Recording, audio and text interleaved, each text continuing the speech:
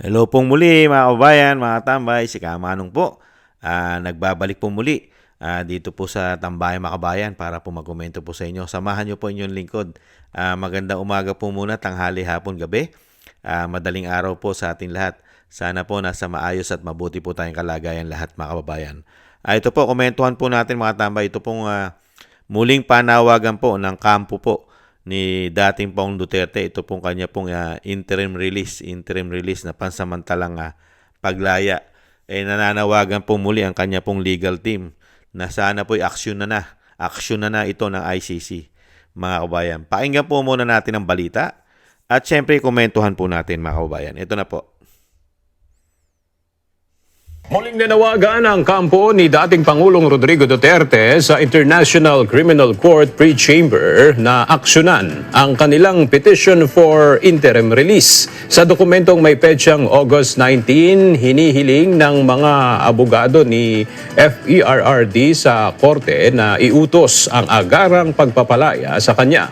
Nakasaad dito na ang presensya ni Duterte sa mga paglilitis ay maaaring i-waive. Ngunit kung kinakailangan siya ay maaring gawin ito sa pamamagitan ng video conferencing.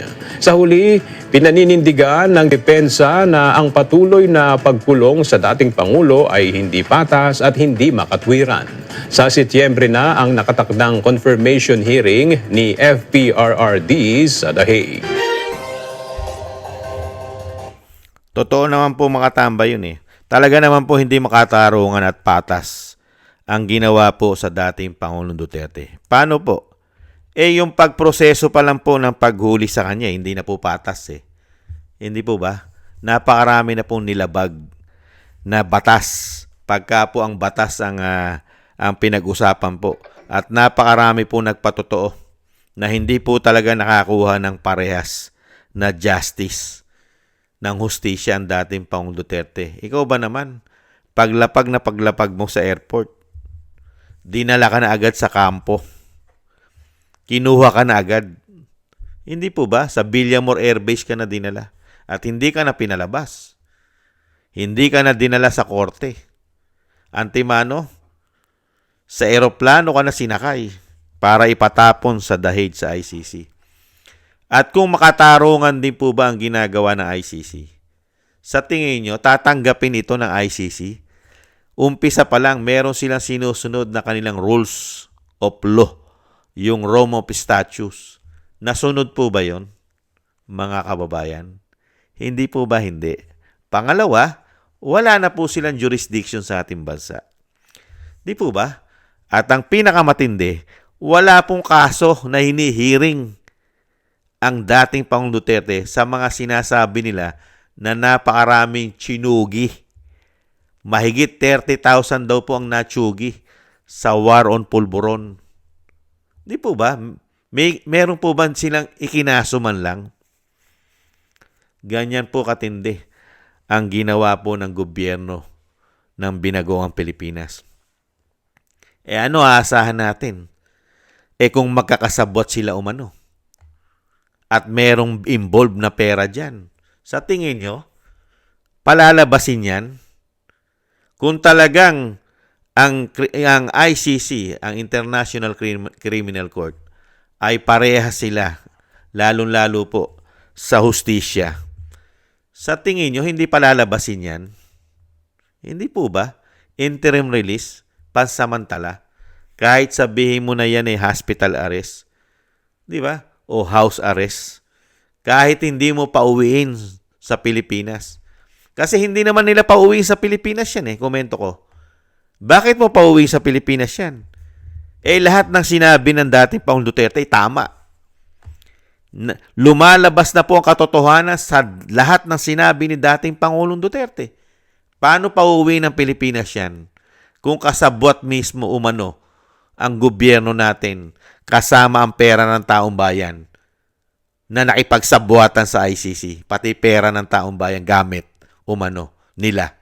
Sige nga, pauwiin pa ng Pilipinas yan. Pero tayo na nakakaunawa at nakakita ng tama't mali, lalong-lalo sa ginawa kay dating Pangulong Duterte, di ba? Na kidnapping ang ginawa. Ayon na rin mismo yan sa mga nag-imbestiga. Hindi po ba? Nakita niyo po yung ginawa nilang kawalanghiyaan, kademonyuhan sa dating Pangulong Duterte? ICC Ibang klase itong ICC. Talagang pagdating po yata. Kaya nga po ang ICC, di po ba? Napakaraming sanction na ibinigay dyan ng Amerika. Dahil nga po nagagamit sa politika daw po yan. At napakaraming anomalya. Lalong-lalo po sa pagiging ICC nila. Di po ba? Ilang justices na o ilang hurado na dyan.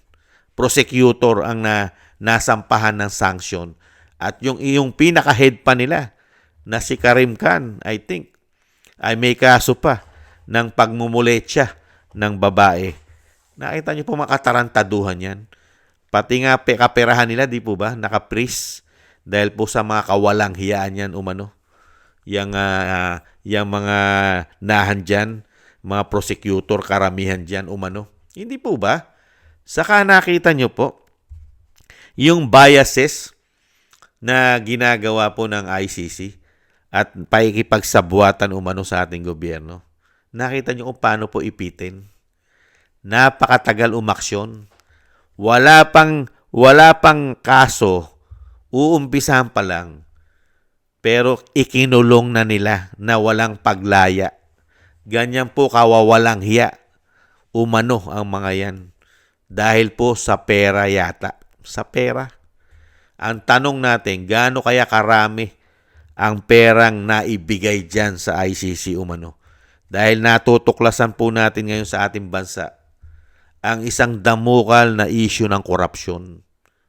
Doon kaya halos nadala ang karamihan sa ICC para ipiti nila. Dahil lahat ng sinabi ni dating Pangulong Duterte sa gobyerno ngayon ay 100% totoo. Ano po yun? Unang-una, yung pagiging weak leader umano. Hindi po ba weak leader ngayon? Pangalawa, korupsyon.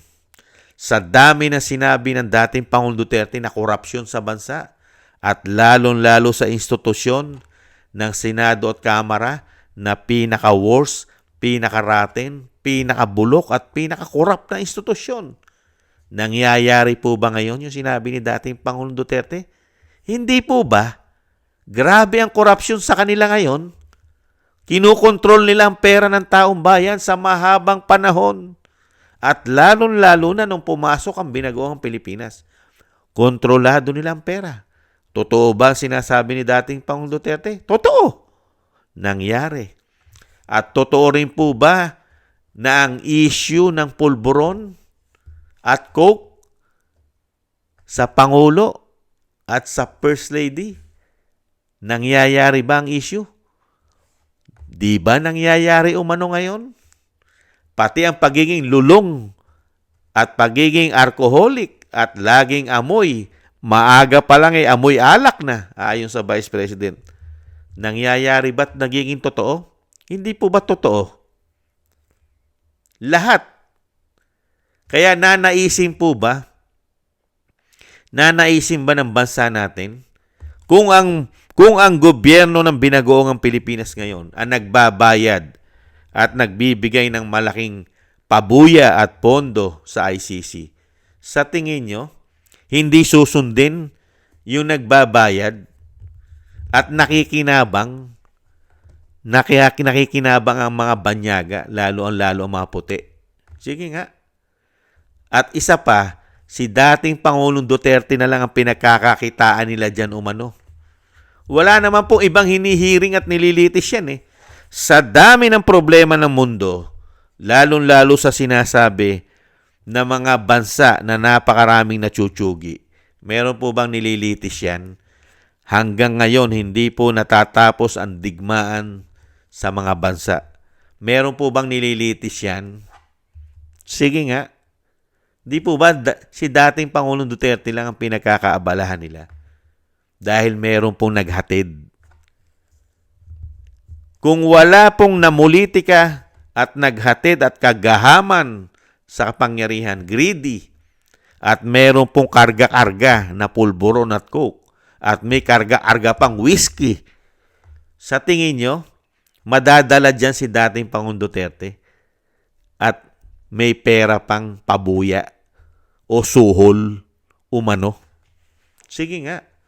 Ngayon, ano aasahan natin bilang nakakakita ng tama't mali sa ginawa nila sa dating Pangulong Duterte kung ito ay sinamahan nila ng isang damukal na pera umano? Sa tingin nyo, kakatigan ng ICC?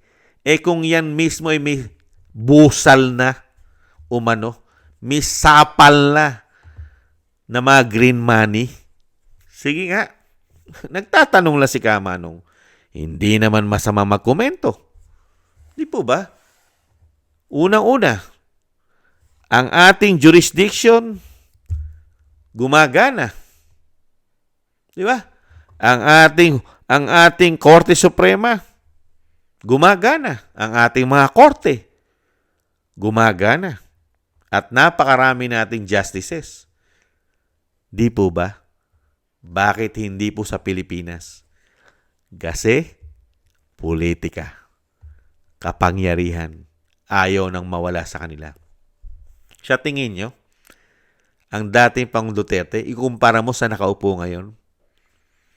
Sino po ang tunay na leader ng bansa na nagpatakbo ng maayos? Yung nakaupo po ba ngayon? Na puro korupsyon ang issue? May pagiging hudas at traitor pa sa bayan umano? O yung dating Pangulong Duterte na naglilinis ng problema ng bansa? Nililinis lahat, pati problema sa oligarko sa pagbayad ng tamang buwis. Sige nga. Kaya itong hinihiling na interim release, kung ito talaga ay walang kumukontrol at walang kumukumpas, sa tingin nyo, hindi ibibigay ito ng ICC kung sila ay parehas at may piring ang kanilang hustisya? Sige nga. Kung yung interim release nga lang, kahit hindi sa Pilipinas, kahit nga lang sa Netherlands, hindi mo na ialis ng bansa, palabasin mo lang ng facility, di ba, ng kulungan, para madala man lang siya sa isang ospital na doon na lang bantayan o kaya sa isang bahay o kaya nga sinasabi rin ng mga abogado, kahit doon sa ating embahada, pwedeng doon siya mag-stay dahil meron naman po tayong embassy na meron tirahan doon. Hindi po ba? Nangyayari po ba? Hindi. Dahil matindi po ang politika. Lalo-lalo na kung may pera pa. Umano. Kaya dito po, sa tingin naman po natin, mga wala naman pong konsensya. Wala naman pong konsensya. Itong ICC umano. Di po ba? Kasi itong mga tao na ito, naghahanap ng human rights, pero si dating Pangulong Duterte hindi makakuha ng human rights sa kanila. Nakita niyo po yung katarantaduhan at kawalang hiyaan at kademonyohan ng mga ito? Wala pang kaso, hindi pa nasasampahan ng kaso dahil yung mga ebidensya hindi pa kompleto. Pag-aaralan pa ang mga ebidensya nitong mga makakaliwang grupo na ito umano. At grupo ng mga ulupong, grupo ng mga demonyo umano. Di po ba? Nagsabwatan kasama ang gobyerno. Pag-aaralan pa lang, titingnan pa lang. Di po ba? Kung yung mga isinampa nila ay may katotohanan o karamihan ay gawa-gawa pa. Hindi po ba? Pero wala silang binibigay na fair justice sa dating Pangulong Duterte. Dahil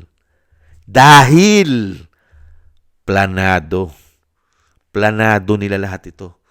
Sabwatan. Hindi po ba? Sabwatan sa gobyerno ng bangag umano. At ngayon, lulong pa sa alak daw, sabi ng Vice President. May pulburon issue na, may alak issue pa. At ang gobyerno natin ngayon, saan po papunta ang gobyerno natin ngayon? Sige nga, baon sa utang. Araw-araw ang issue, korupsyon.